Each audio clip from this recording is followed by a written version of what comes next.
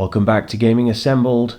Today is a CK3 A Game of Thrones Spotlight special episode on the lands of the Marsh Kings. Thank you for joining us.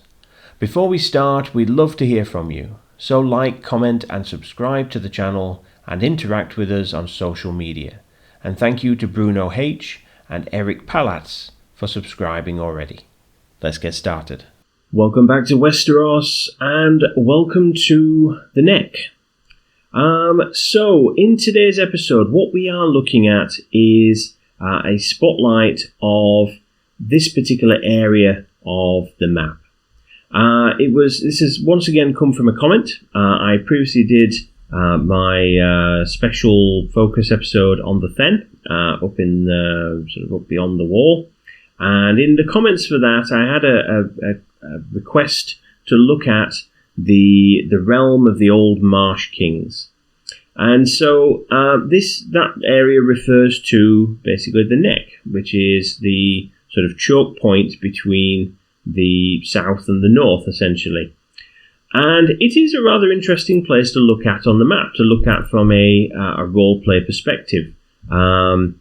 Obviously, the area is ruled by the Reeds. Specifically at this moment, Lord Howland Reed.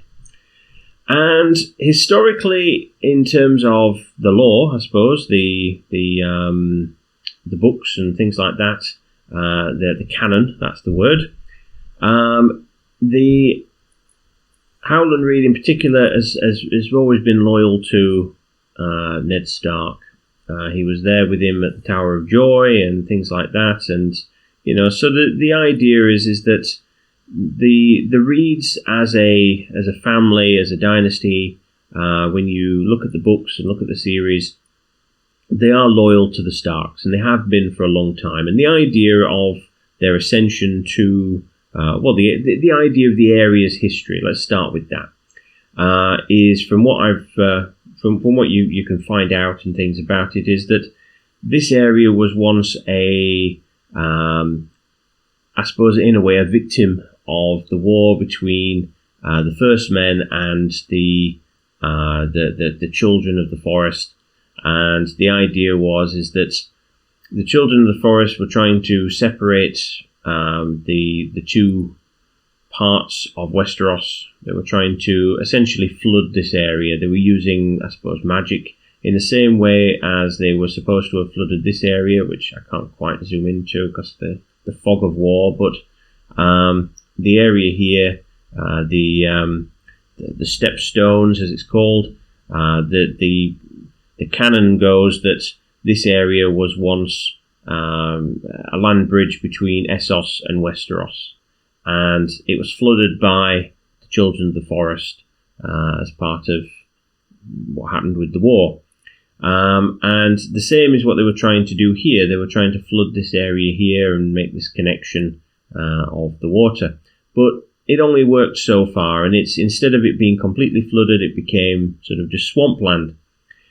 And the area became the home of an off-branch of the First Men, who became known as the Marsh Kings and the Crannogmen.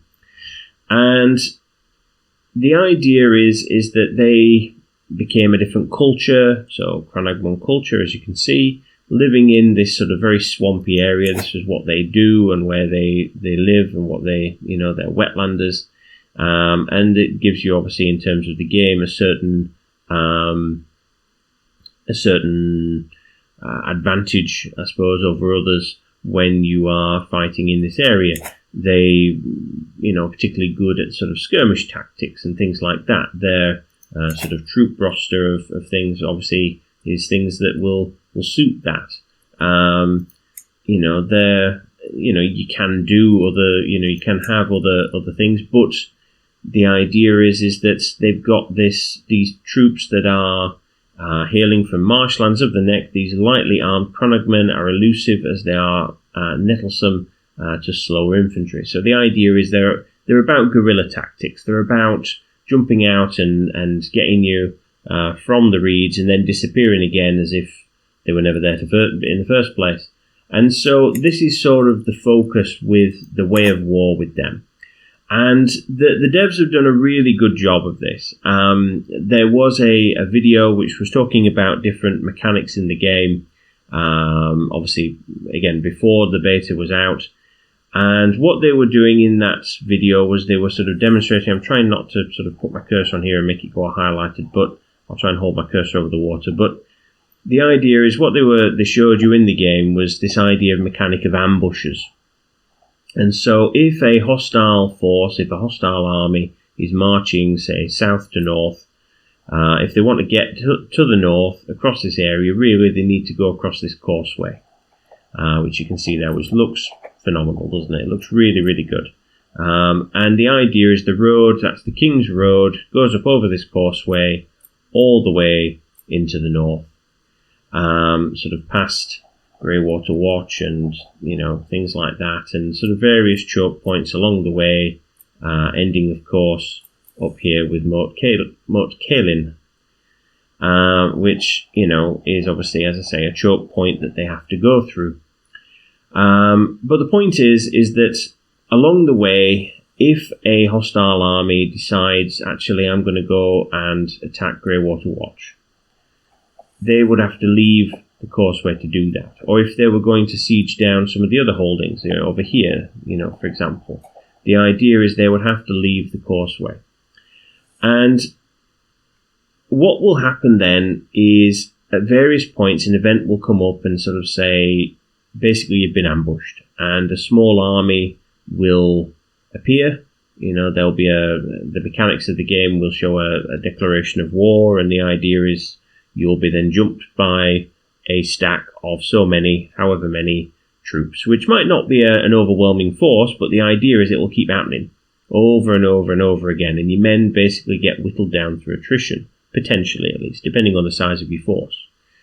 And I think it's a really nice dynamic, a really nice, mechanic of the game that sort of just tries to show you the sort of the nature of these people. And from a roleplay perspective, if you're going to play as either the Reeds or one of their vassals, potentially, then the idea of these sort of ambushes and things, and the nature of their troops, and even their name, the Crannog name. Crannog is actually, it's not just a Game of Thrones thing. It's a real thing. If you go up to Scotland and go to a place called Kenmore, which is on Loch Tay, I believe. I could have got that wrong, but I think it's Loch Tay. There is somewhere called the Crannog Centre, and it's basically a house. It's sort of a museum, but it's basically showing how they used to build houses on stilts on a loch, on a body of water up in Scotland. And so this is, I suppose, where George R.R. Martin has got his inspiration from for this, in a way. The idea of the Crannogmen, it's sort of come from that. And because in the canon of this area, the various buildings and things, the various strong points for the places, the dwelling places, even where the Crannogmen would live, the idea is they would be mobile. They would be able to move their, even Greywater Watch. I know the model here doesn't really sort of highlight it. It's a proper castle there, but the idea is that they would, if it was under threat, they could effectively float it further into the marshes, somewhere further away that's less vulnerable and things. And so they were movable. They weren't a fixed position in the same way as, say, castles further south in in the Riverlands or something like that. So it makes a very interesting dynamic from a roleplay perspective. Now, as I say, if you were deciding to play in this area of the map, start a campaign here, then the Reeds are, a perfectly logical choice. They obviously are rulers of the big area. Some people like to play as an established clan, an established house and things, and obviously they are sort of a duchy level vassal. So yeah, I mean, that's perfectly valid. And obviously you then, from a roleplay perspective, I suppose you could then think about your loyalty to the Starks, because, as I say, they were in the story and in the books. You could take it a different way. I mean, sticking with the Reeds, actually, you could also add into that, you've got the rivalry with the Freys.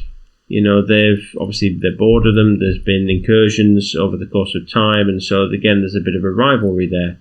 I don't know if it's the game. No, there's no rivalry, no blood feud going on, but I think in the canon there was more of that.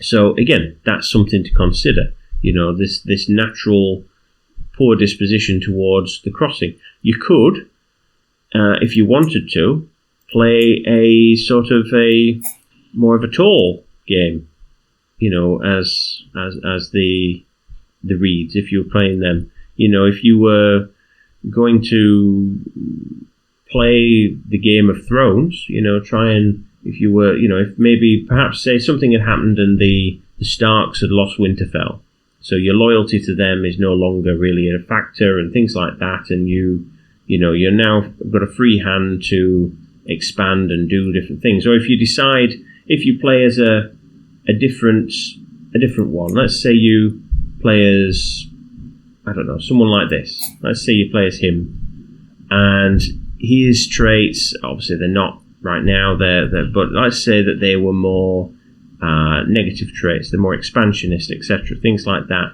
Then maybe you would want to take over the realm.